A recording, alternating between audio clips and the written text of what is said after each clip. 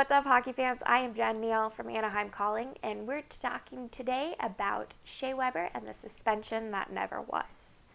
Now, let me get two things straight before I get started. One, I would love to have Shea Weber on the Ducks. I mean, he is absolutely one of the best, if not the best, defensemen in the league, and he's just incredible. He's an impact player, and his contract's up at the end of the season, so if anybody wants to trade, let's say like Bobby Ryan and the 6th overall pick for him, I wouldn't complain.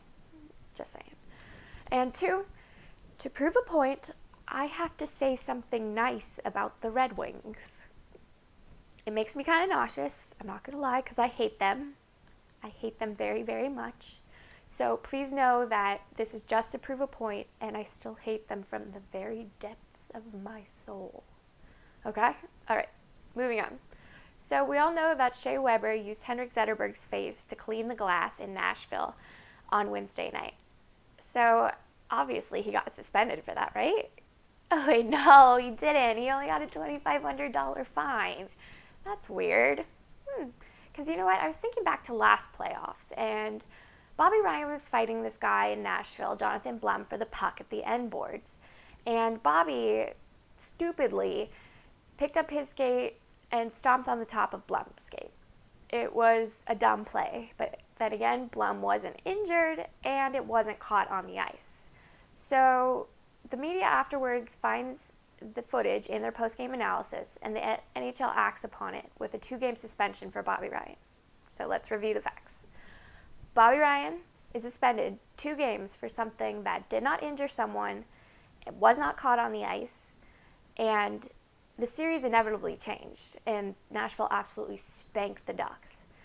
So, yeah, that's a big deal. But Shea Weber can drive Henrik Zetterberg's face into glass and only receive a $2,500 fine. Look, I know that Zetterberg wasn't injured, but the intent to injure was there. No one slams anyone's head into anything without an intent to injure.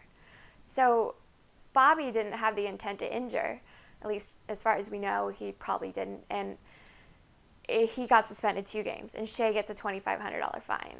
I think that's ridiculous. And then I look at the game later that night where this Bits guy from Vancouver, who I've never heard of, skates into the head of Kyle Clifford, and now Clifford is out with a concussion probably, and Bits is suspended. So a guy named Bits, who is not an impact player on Vancouver, is suspended, no big deal. Clifford's out a couple games. He, as far as I know, is not an impact player for the Kings, no big deal. But Shea Weber is a big deal. And had the NHL actually suspended him, the series would have looked much different. And I know Detroit is not a fighting team, but they need to go after Shea Weber tonight. The only thing is that the referees are absolutely going to be looking for it. So this is just another screw up by the NHL Department of Player Safety.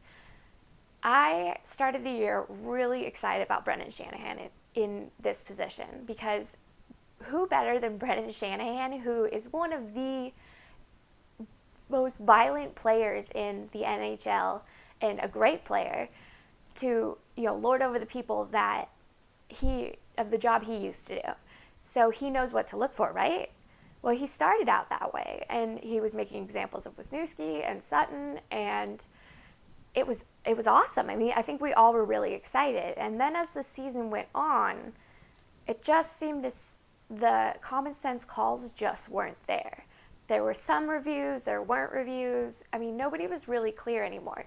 There was a time at the beginning when he was explaining why different players weren't suspended, and that stopped. And I think that's a little bit ridiculous, because especially with Shea Weber, we're owed an explanation. Because if anybody outside of Nashville, it probably wants him suspended right now, and he should be. It's just another area where the NHL drops the ball. If they want to improve their image to non-hockey fans as not just this brutality league, they can't let things like this slide by. I think fighting should be in the game. I think hitting should be in the game. But when the intent to injure is there, they have to act appropriately. They can't police a league without actually enforcing rules. So that's my soapbox on Shea Weber. I think it's going to be an interesting series, but the refs will be watching Weber. He's definitely on notice with Shanahan, but the wheel of justice at the NHL strikes again. So for Anaheim Calling, I'm Jen Neal. You guys keep your stick on, guys.